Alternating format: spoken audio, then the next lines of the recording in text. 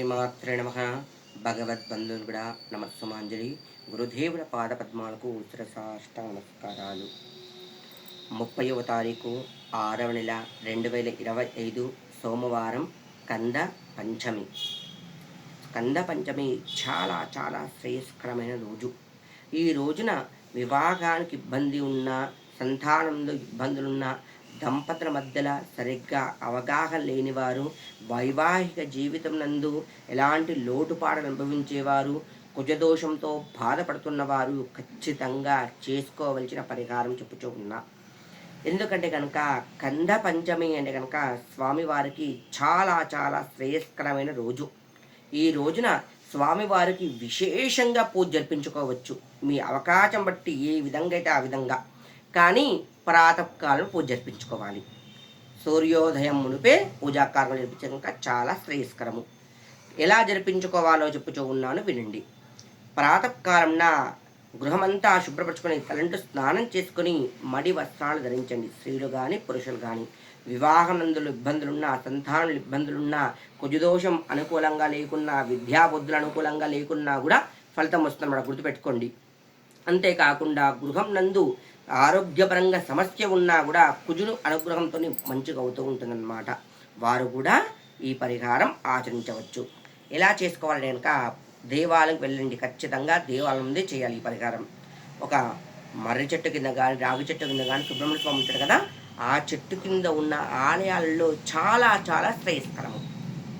రాగి చెట్టుకు, వేప చెట్టు, ఏ చెట్టు కింద ఉన్నా సరే ఆ చెట్టు కిందకి వెళ్ళేసి స్వామివారికి నిండుగా మంచిగా నీళ్లు పోసి కడగండి. పాలు పోయండి. పాలు పోసి అవకాశంలో పంచామృతం అభిషేకించుకోండి.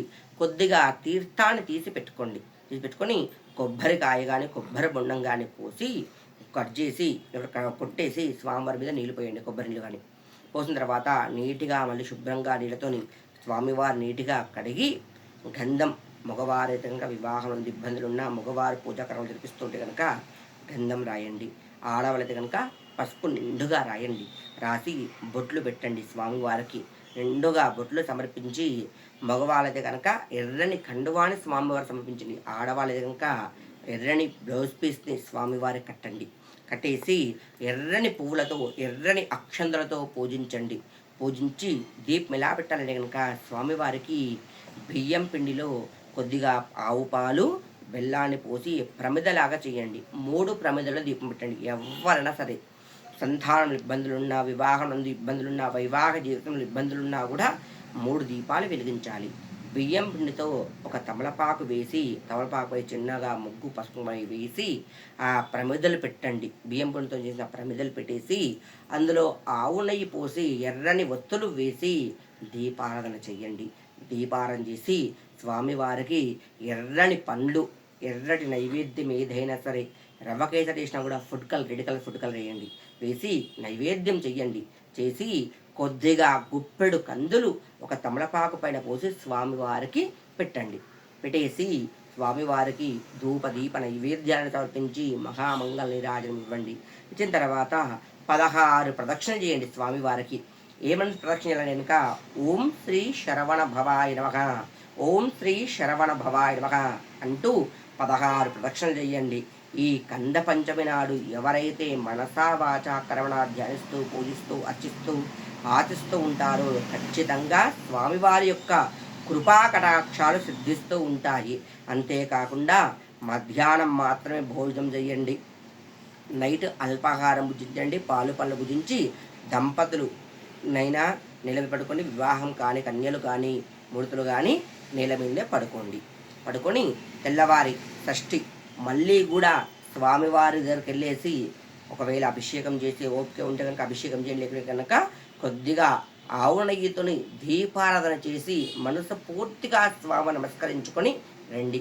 ఒకవేళ కనుక ఉపవాసం ఉండే శక్తి సామర్థ్యాలంటే కనుక ఒక రెడ్ కలర్ క్లాత్లో కిలంబావు కందులు, వెండి నాగసరపం, బంగారు లేక రాగిది వెండిది కానీ లేక ఎర్రని కందులైనా సరే బ్రాహ్మణునికి దానం ఇవ్వండి.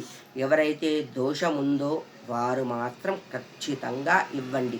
కుజదోషం ఉన్నవారు, ఏలినాడు శని అనుభవించే వారు కూడా ఇవ్వచ్చు. కుజుడు నిజ స్థానంలో ఉన్నా కూడా ఈ రోజున దానం ఇచ్చారనుకో ఖచ్చితంగా మీకు ఉన్న పనులన్నీ ఆటంకాలన్నీ పోతాయి. కుజుడు అనుకూలంగా లేవనుకో పనులన్నీ ఆటంకాలు అవుతూ ఉంటాయి.